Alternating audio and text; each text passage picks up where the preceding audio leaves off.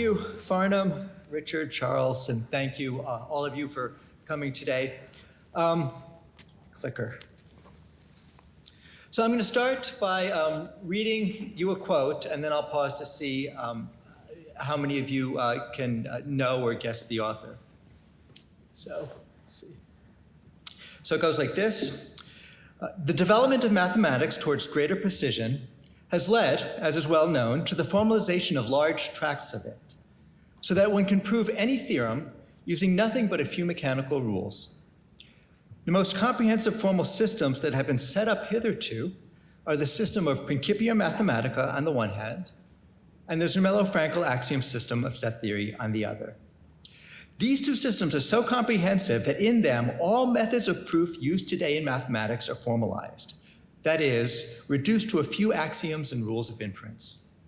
One might therefore conjecture that these axioms and rules of inference are sufficient to decide any mathematical question that can at all be formally expressed in these systems. That was David Hilbert. Who is it? It was a Hilbert? It's Girdle, yeah. So this is 1931. This is Kurt Gödel's famous paper on what we now call the Girdling completeness theorems. And the next line of the paper is my favorite line in the whole academic literature. So after pointing out that you might think that the formal systems in use at the time were strong enough to decide any mathematical question, he says quite simply, it will be shown below that this is not the case. And he goes on to explain, in fact, that in any formal mathematical system, there will be statements that cannot be proved true or false, that it cannot be decided one way or another. Now, this is rightly viewed as a negative result. It's an important limitation on the power of formal systems. But I think the positive message of this opening paragraph is just as striking. So it's true that mathematical truth is elusive, and we have to be open to adopting new axioms over time. But Gödel tells us unequivocally that at any point in time, the mathematics that we do is formalizable. So let me just go back to this quote. So again, he says, these systems are so comprehensive that in them, all methods of proof used today in mathematics are formalized. Right? There's no hedging, there's no qualification. All methods are formalized. So that's, in 1931, I think that's quite striking. The other thing that's, I think, interesting about this paragraph is on the third line you see, using nothing but a few mechanical rules. Right? So these days we interpret it as saying that, well, that means you can write a computer program to check the correctness of proof. But now you have to remember that when you think about the earliest computers with their rooms full of vacuum tubes, you're thinking about the middle of the 1940s, and this is 1931. So Gödel is talking about mechanical checking of proofs a decade and a half before the invention of the computer. Okay, but so anyhow, so the claim that we get from Gödel is that ordinary mathematics is formalizable in principle. Of course, what's changed now is that it's formalizable in practice. So working with a proof assistant, you sit down and you construct a formal proof that is checked by the computer. There are a number of systems out there. They've been around for a number of decades. And if you've never seen it before, so that's what it looks like. So this is Lean running in the VS Code editor. This is this is a proof of quadratic reciprocity. It was written by Chris Hughes, who was an undergraduate student at Imperial College in London at the time. And on the left, you type your proof. And while you're typing, Lean in the background is checking and giving you feedback. On the right side, there's an information window that tells you, at that point in the proof, let's see, what do you know? You know that P and Q, they're odd primes, they're distinct, and so on. And you're it tells you the equation that you have to prove to finish off the proof. And while you type, there are error messages and feedback and so on. And when you're done, Lean says, you're done. The proof is completed, I checked it, it's correct. Okay. And this is a thing now, right? So people are formalizing mathematics. To date, most undergraduate mathematics has been formalized and a fair amount of graduate level mathematics. A number of big name theorems have been formalized: the prime number theorem, the four-color theorem, Dirichlet's theorem, Gödel's incompleteness theorems themselves. There have been a couple of major landmarks. In 2012, Georges Gontier and a team of researchers completed a proof of the Feit-Thompson theorem. That's a seminal theorem, an important theorem, and a large theorem in finite group theory. And in 2014, Tom Hales, who is here, announced that he and a team of research had completed a formal proof of the Kepler conjecture, so a formal verification of his proof of the Kepler conjecture. So this is more than proof of concept, right? This is solid confirmation that Girdle was correct, that we can formalize mathematics. So this is what I'm going to tell you about. So I've told you a little bit about formalization mathematics. I'm going to say a few words about lean and the lean community. I'm going to address the very sensible question as to why we care, why one wants to formalize mathematics. And then I'll talk about the center mission and the resources that are available to it. So lean is one of the newer interactive theorem provers out there. It was developed principally by Leo DeMora at Microsoft Research Redmond. It's an open source project. Over the years, he's had a number of talented people working with him. Now the main developers are Leo and Sebastian Ulrich, who's a PhD student in Karlsruhe. But there are a number of people contributing. I've listed some of them there, including Wojtek, where's he, back there, and Mario Carnero. So they were both Microsoft interns over the summer working with Leo and the development team and doing amazing work. And so the project was began in 2013. There have been a number of releases. So there's Lean 2, Lean 3. Right now we're somewhere between Lean 3 and Lean 4. But around 2017, Leo was getting overwhelmed developing Lean, the platform, and developing the formal or maintaining the formal libraries at the same time. So in 2017, Mario, who had just finished his first year of the PhD program at the time, split off MathLib, made it sort of an independent project. He revised the library, he expanded it, and then he set himself up on social media and invited people to contribute.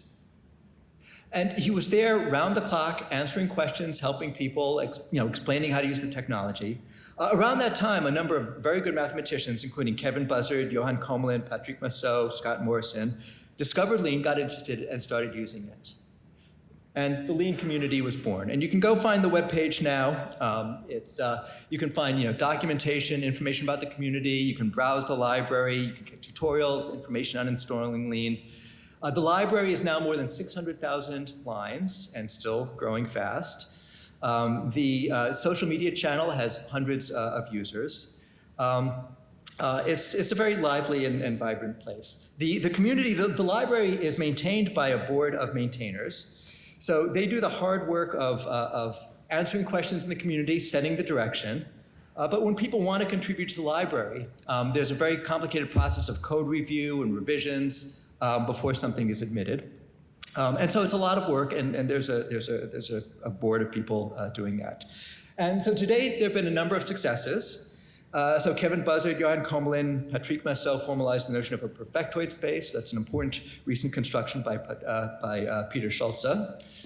Sander Dahmen, Johannes Hölzel, and Rob Lewis formalized a proof of the Ellenberg-Gisfish theorem. So it's a recent important theorem in combinatorics. Jesse Hahn and Floris van Doorn, who I think are both here. Yeah, there they are. Formalized a proof of the independence of the continuum hypothesis from the axioms of Zermelo-Fraenkel set theory. So a very seminal result in set theory. And Patrick Massot has launched a project to formalize sphere aversion. You can go to YouTube and watch videos that will show you how you can turn a sphere inside out without introducing any creases. There's a lot of interesting mathematics behind that, and Patrick is leading a project to formalize that. But a few months ago, there was an especially important landmark.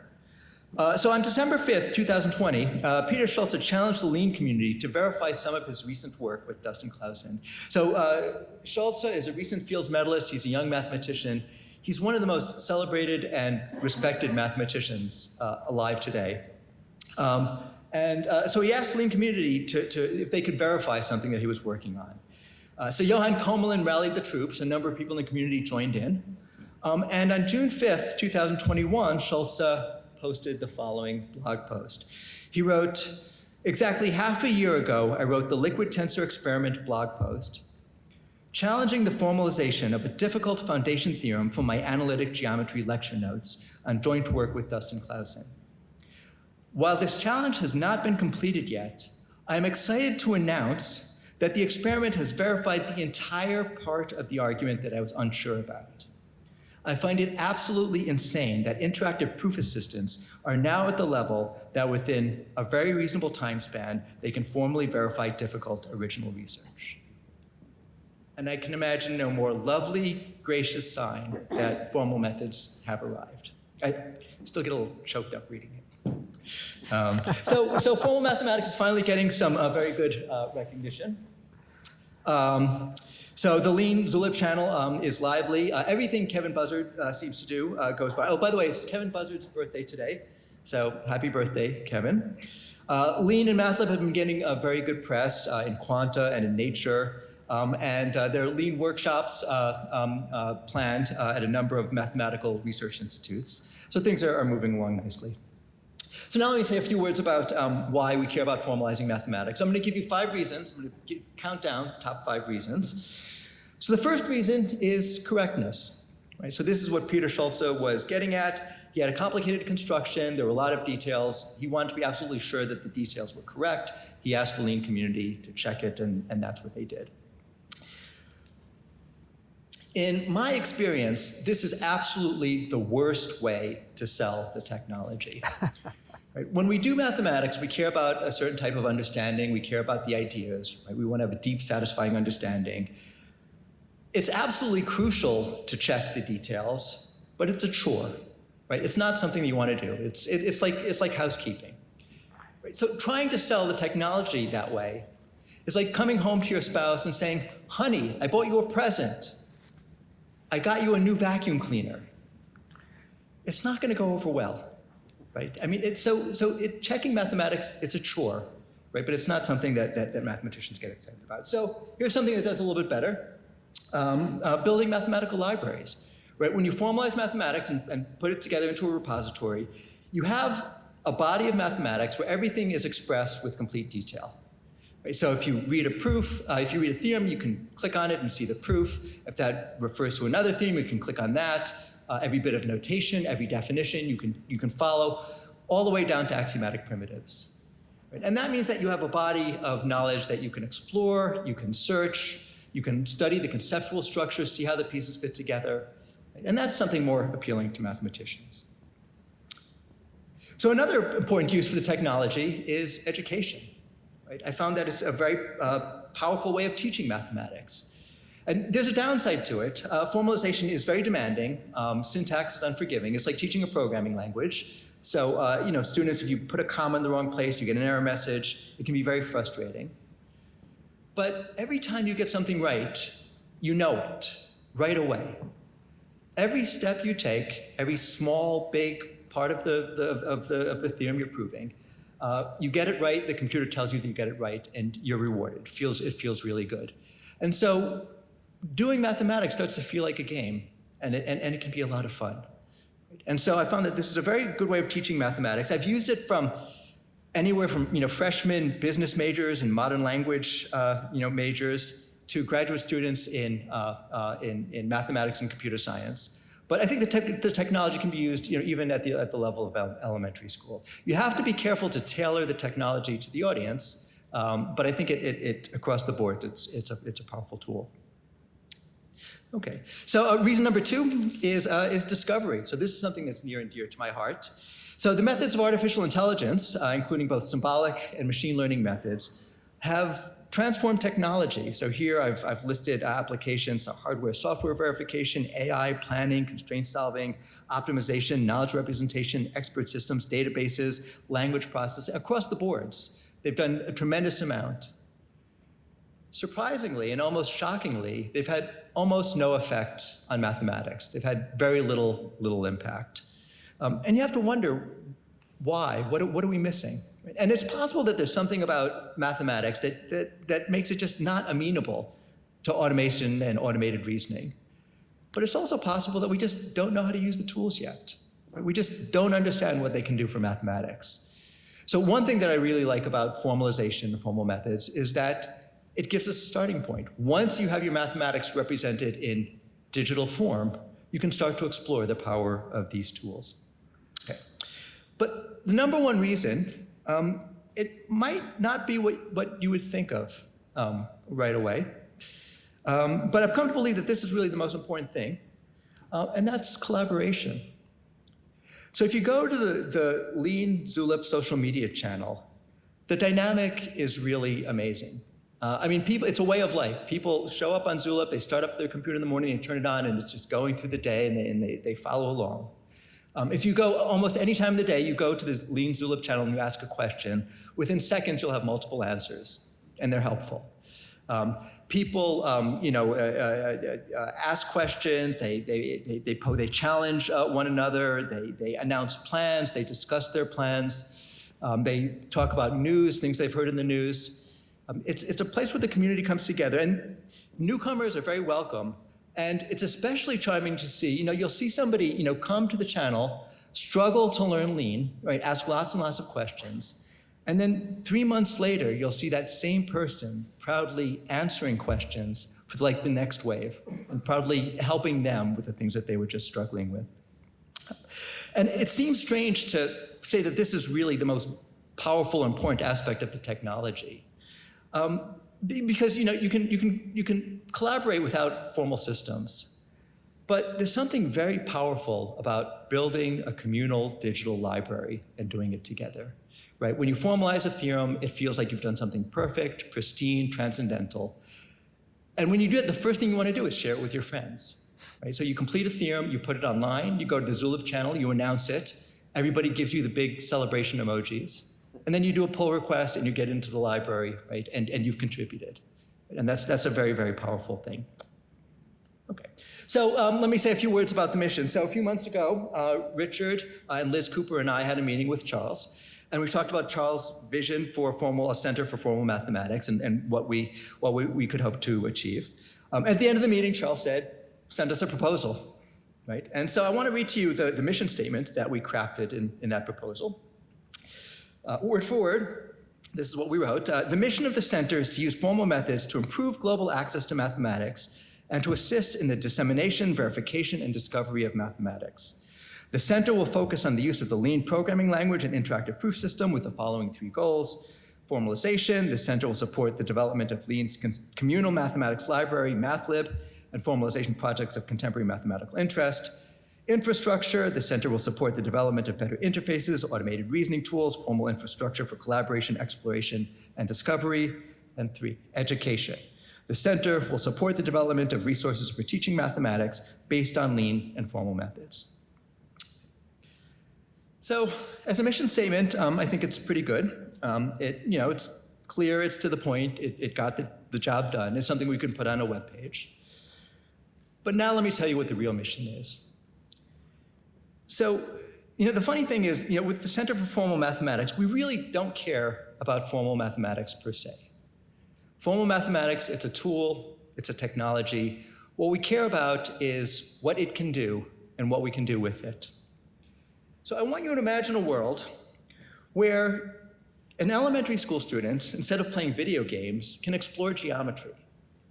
Maybe put down some triangles, circles on the screen, and start reasoning about the relationships between them. And maybe interactively be led through Euclid's original proof of the Pythagorean theorem. Imagine a world where high school students interested in mathematics can explore number theory or combinatorics. And again, interactively play around with the ideas, and maybe find an online community, right, where they can share their ideas, maybe pose challenges to one another, compare notes. Imagine a world where mathematics researchers have all the tools I just described, so the formal libraries, search engines, automated reasoning tools. And imagine a world where anybody can incentivize mathematical activity, offer rewards for solving problems and proving theorems, big or small. Just provide incentives for doing mathematics. Then what you get is a world where anyone with a computer and an internet connection has substantial access to mathematics. And when I say anyone, I mean independent of nationality, race, religion, ethnicity, socioeconomic background, gender. Anybody, anywhere has access, can participate. And then you have a world where anyone can learn mathematics, enjoy it, and benefit from it. This is the world that we want to live in. And formal mathematics and digital technology can get us there. I don't know exactly how. We still have a lot to learn about the technology and how to put it to good use. but that's what we're after. Okay. So the last thing I want to do is say a little bit about the resources that are available to the center. So as you can imagine, like similar centers, we will be able to support postdocs and students, visitors, an occasional meeting. So if the question is, how are you going to change the world with a few postdocs and students? Well, part of the answer, at least, is that you need really good postdocs. Right now, I've got my eye on, I'm trying to recruit Gabriel Ebner. So he's from Austria. He's recently finished a position with Jasmine Blanchette in Amsterdam. Mario is finishing up his PhD. I'm hoping to induce him to stick around a little bit longer. And then Ed Ayers is a PhD student at Cambridge University, working with Matea Yamnik and Tim Gowers. And I'm hoping to convince him to come as well. I've also had discussions with Prasad Tatali, the new head of mathematical sciences, about doing a joint postdoc with mathematics. The idea is we can hire a postdoc that will spend half their time doing their ordinary mathematical research and teaching in the math department, but spend the other half of their time working with the center to explore ways of using lean in their research and in their teaching. Right? In particular, we can work together to prepare teaching materials that can then be transferred.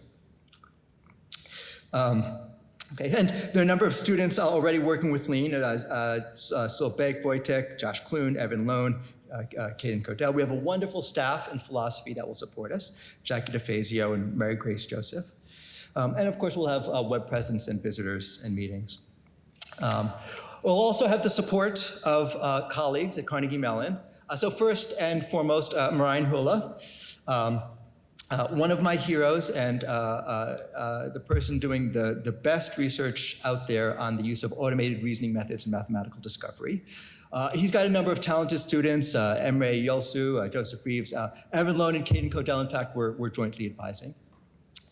It's also a great honor to have Tom Hales with us today. So Tom is not only a remarkable mathematician, but without his contributions to formal mathematics, I think we wouldn't even be having this discussion here today. Reed Parton is a postdoc with Tom, and then Tom has very, very good students, Jesse Hahn, so Jesse, Cody, and Louise. They're around somewhere. Their colleagues in mathematics, I've listed a number of logicians, but also other mathematicians that I'm hoping to get involved in the center. And colleagues in computer science, involved in programming languages, formal verification, and so on. Okay.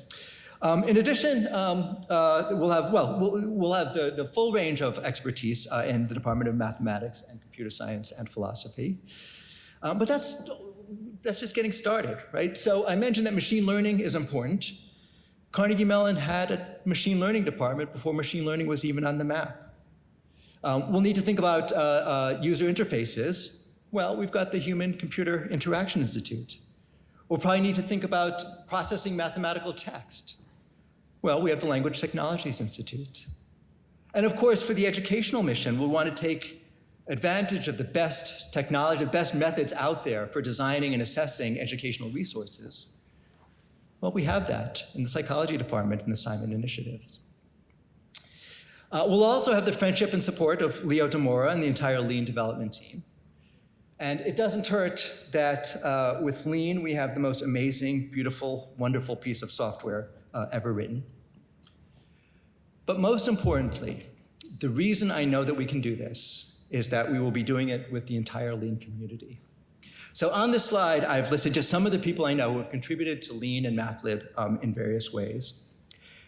Ultimately, these are the people who are going to get it done, and these are the people that we want to get it done. When the revolution comes, this is the side that you want to be on, and these are the people that you want to be with, right? Because they are smart, they are talented, they are capable, they are creative, they are energetic, they are focused, they are determined, they are kind, they are supportive of one another, and they get things done. And the young people on this list have been putting their careers at risk by working on something for which they've received almost no institutional recognition or support. But now, thanks to Charles, they have that. And all that good energy has a home in the Charles C. Hoskinson Center for Formal Mathematics in the Department of Philosophy at Carnegie Mellon University. And so first of all, Farnham and Richard and everybody involved at CMU, I want to thank you for creating an environment at Carnegie Mellon where such a thing is possible. But most of all, Charles, I want to say thank you for making this happen. Thank you for giving us your vision and your enthusiasm and your confidence and your support. And if I may, I'd like to just close with a few words that I've borrowed from Andrew Carnegie that I think are appropriate to the occasion. There are many questions to decide involving investigation, careful study, and much labor. But I am in a position to assure you that we are prepared to meet the problem and that our heart is in the work. Thank you very much.